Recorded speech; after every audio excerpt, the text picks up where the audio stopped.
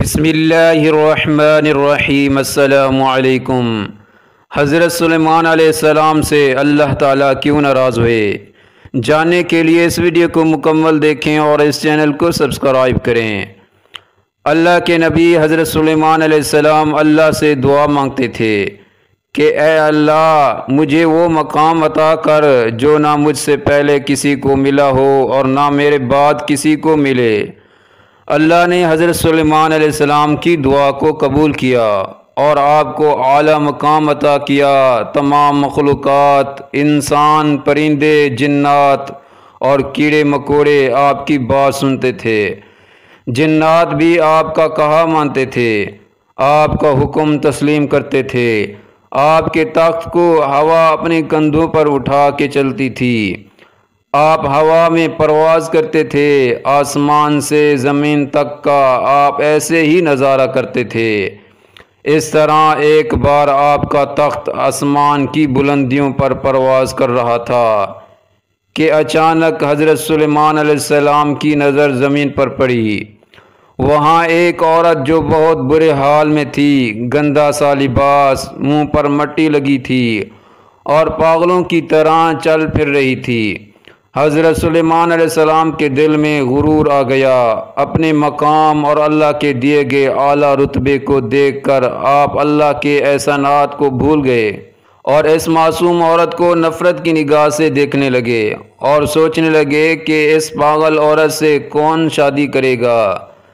حضرت سلیمان علیہ السلام کا بس اتنا ہی سوچنا تھا کہ تخت اڑتا اڑتا جب سمندر کے اوپر سے گزرا تو حضرت سلیمان علیہ السلام کے ہاتھ میں ایک انگوٹھی تھی جو سمندر میں گر گئی، اور انگوٹھی کے گرتے ہی تمام مخلوقات، انسان، جنات، پرندے، کیڑے مکوڑے ایسا آپ کی شخصیت کو بھولنے لگ گئے، کیونکہ اللہ کو حضرت سلیمان علیہ السلام کا غرور کرنا پسند نہیں آیا۔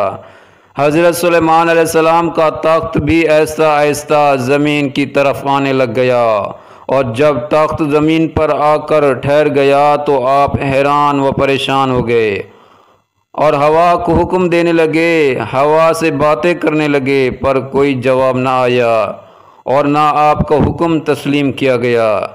آپ جنات کو بلائیں پر وہ بھی آپ کی بات نہ سنیں۔ حضرت سلیمان علیہ السلام پریشانی کے عالم میں زمین پر چلنے پھرنے لگے اور سوچنے لگے کہ یہ مجھ سے کیا ہو گیا۔ آپ چلتے رہے اور سوچتے رہے کہ اللہ کو اپنی بنائی گئی مخلوقات سے بہت محبت ہے، اور میں نے اس عورت کو بیکار، پاگل، بدکار اور فضول سمجھا۔ شاید یہی بات اللہ کو ناگوار گزری ہے۔ خدا کو میری یہ حرکت پسند نہیں آئی۔ حضرت سلیمان علیہ السلام نے سوچ لیا کہ وہ اللہ سے اپنی غلطی کی معافی ضرور مانگیں گے، اور ساتھ ہی حضرت سلیمان علیہ السلام نے اس عورت سے شادی کرنے کا فیصلہ بھی کر لیا اور سوچا کہ شاید اللہ مجھے معاف کر دیں ایسا کرنے سے۔ آپ اس عورت کی تلاش میں نکل گئے، دن گزر گئے پر وہ عورت آپ کو نہ ملی۔ حضرت سلیمان علیہ السلام کو بھوک کا احساس ہوا تو دریا کے کنارے چلے گئے۔ وہاں لوگ مچھلیاں پکڑتے تھے، آپ بھی ان کے ساتھ کام کرنے لگے اور وقت گزرنے لگا۔ ایک دن وہ عورت آپ کو نظر آ گئی۔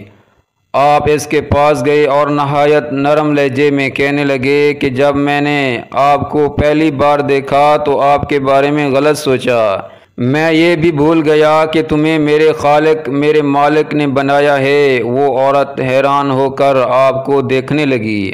آپ نے فرمایا کہ آپ مجھ سے شادی کریں گی۔ وہ عورت کہنے لگی کہ میرے لیے تو یہ خوش قسمتی کی بات ہے جو آپ جیسا خوبصورت جوان مجھ سے شادی کرنا چاہتا ہے، نہیں تو مجھ لاچار، بدبخت اور بدصورت کو کوئی بھی پسند نہیں کرتا۔ سارا دن مجھے لوگوں کے غصے، تنقید اور طعنوں کا سامنا کرنا پڑتا ہے۔ حضرت سلیمان علیہ السلام نے کہا میں شادی کروں گا۔ حضرت سلیمان علیہ السلام نے شادی کر لی اور خوش رہنے لگے۔ کچھ وقت گزرنے کے بعد حضرت سلیمان علیہ السلام ایک دن مچھلیاں پکڑ رہے تھے کہ ایک مچھلی پر نظر پڑی جو بہت چمک رہی تھی۔ آپ نے اس مچھلی کو پکڑ کر کاٹ دیا تو اس کے اندر سے وہی انگوٹھی نکل گئی جو حضرت سلیمان علیہ السلام کے ہاتھ سے نکل کر گر گئی تھی۔ حضرت سلیمان علیہ السلام نے جب اس انگوٹھی کو پہن لیا تو سب کچھ پہلے کی طرح ہو گیا۔ تمام مخلوقات پھر سے آپ کے حکم کی تعمیل کرنے لگی۔ اللہ نے آپ کو معاف کر دیا اور تمام جنات، کیڑے مکوڑے، پرندے سمندر کے پاس آ گئے۔